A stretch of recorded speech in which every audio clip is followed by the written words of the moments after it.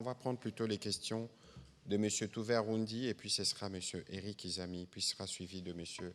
Patrick Ilunga. Merci, Monsieur le ministre, pour la parole nous accordée. Madame le ministre, durant votre séjour, on a vu l'assistance arriver, mais les gens pensent que l'assistance est venue directement de Kinshasa. Est-ce que vous n'avez pas donné l'opportunité aux opérateurs locaux de bénéficier de leur accueil en achetant localement? Monsieur le ministre de la Communication, une question d'actualité. Depuis ce matin, même depuis hier, beaucoup des médias annoncent que l'AFC M23 est en train de se retirer de Uvira.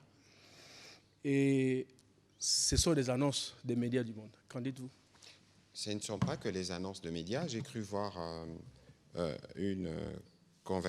un courrier plutôt dans ce sens. Mais vous savez, d'abord, ils n'auraient jamais dû être à Uvira. Ça, c'est le point de départ. Mais après, nous connaissons la méthode, nous connaissons la tactique. Que vaut un retrait sans départ?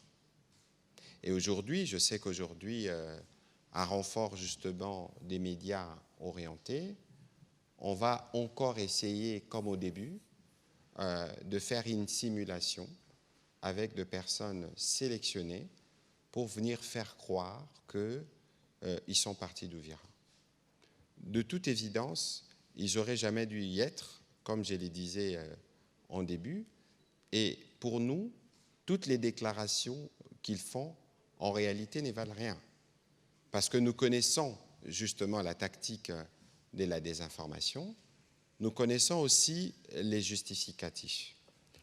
Pour rappel, à Uvira, il n'y a pas des FDLR. S'il faut qu'on revienne sur quelques sujets de départ.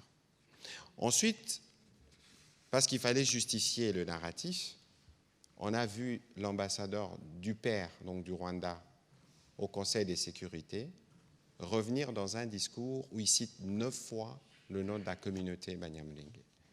Et donc, cette tentative ou cette nouvelle initiative n'est qu'une manière de contourner l'attention de la communauté internationale, qui s'est déjà exprimé clairement là-dessus, spécialement le gouvernement américain, qui disait qu'ils doivent quitter Uvira, et pour nous, ils doivent quitter toutes les parties de la République démocratique du Congo.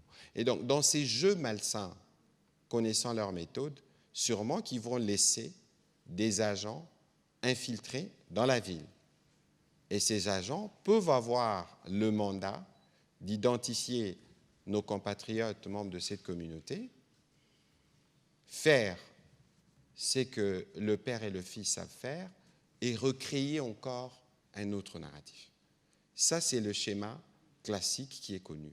De toute évidence, pour nous, pour toutes les parties d'ailleurs du pays sous occupation, nous avons déjà travaillé sur des plans de restauration de l'autorité de l'État. Et pour Uvira, ça arrivera évidemment dans le jour qui vient, parce que de toute évidence, ils n'auraient jamais dû arriver là s'il faut considérer les différents points de l'évolution des processus de paix. Et donc nous sommes très vigilants. Vous avez suivi ce qu'a dit Lamineta Bazaïba tout à l'heure par rapport à nos populations qui veulent rentrer et qui doivent rentrer parce qu'il y a des enfants qui doivent aller à l'école. Mais parallèlement à cela, ces fausses annonces, en réalité, cachent une vérité qui a été dévoilée hier. Je pense que vous aviez tous suivi le point qui a été fait par le ministre provincial de la communication de la province du Sud-Kivu, où on pille même des goudrons pour faire des infrastructures, ceux qui prétendent, entre guillemets, être des libérateurs, mais en réalité, c'est des voleurs, au-delà du pillage systématique des ressources minières, mais on pille même les pauvres citoyens, parce qu'on prend des tricycles, on prend des vaches et tout type de biens. On a vu, et d'ailleurs je crois que peut-être que dans les heures qui viennent, il y aura l'occasion de diffuser des images, comment des camions sortaient avec du goudron, du matériel qui doit servir à la construction des routes.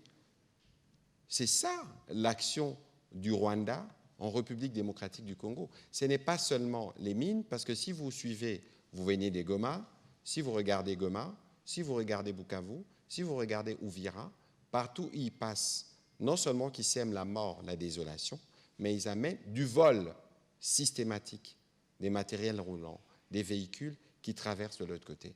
Quoi qu'il en soit, comme nous vous le disons, nous avons notre front militaire, on a un front diplomatique, on a surtout un front judiciaire.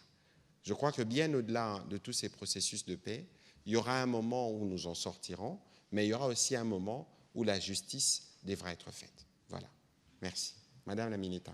Oui, merci beaucoup. Je réponds vraiment par respect parce que c'est quand même une aberration de la manière dont nous sommes partis. Je ne sais pas comment on peut transporter ces tonnes et des tonnes de vivres et de non-vivres. Je voudrais confirmer qu'il y a eu des accords, des protocoles d'accords que nous avons signés entre la République démocratique du Congo, le Burundi et le HCR. La même chose, la Tanzanie, nous nous sommes inspirés aussi de ces mêmes accords. On a fait mutatis mutandis, mais en tenant compte des spécificités. Et que le HCR a ses partenaires, des fournisseurs de ce genre de services traditionnels. On ne peut pas en sortir de là. Même si nous étions en train de payer directement au travers les factures pro forma qui nous étaient données suivant les besoins. Les besoins, par exemple, au Burundi, les besoins s'évaluent à 33 millions de dollars américains d'ici mois de mars, le 31 mars. La RDC a donné ce qu'il pouvait donner selon que c'est aligné des rubriques de vivres et de non-vivres et aussi des kits de dignité pour les femmes, pour les enfants, parce qu'il y a aussi la donne éducation qui est une donne prioritaire. Nous avons acheté localement. Et la même chose en Tanzanie, nous avons acheté localement. Mais je comprends ce qu'ils disent, parce qu'ils ont vu les sacs, les emballages estampillés République démocratique du Congo et les emballages estampillés Fondation de la Première Dame. Mais ça s'est fait, on imprime localement.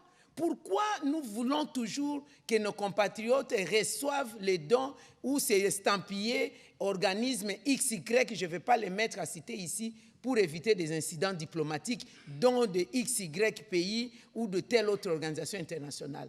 Donc, voir que les emballages sont estampillés République démocratique du Congo renvoie à dire que nous avons fait un pont aérien du riz, du sucre, des haricots, des soja et des habits, des gîtes d'habits. Ce n'est pas possible, des médicaments, ce n'est pas possible.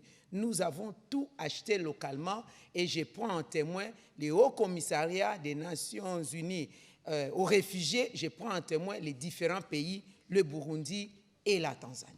Et bien évidemment, en dehors de ce que vous avez vu en vivre, il y a eu une autre intervention du gouvernement dans le cadre du travail qui est fait par le HCR. Et comme la Mineta disait tout à l'heure, il y a donc un monitoring quotidien et permanent sur l'évolution de la situation.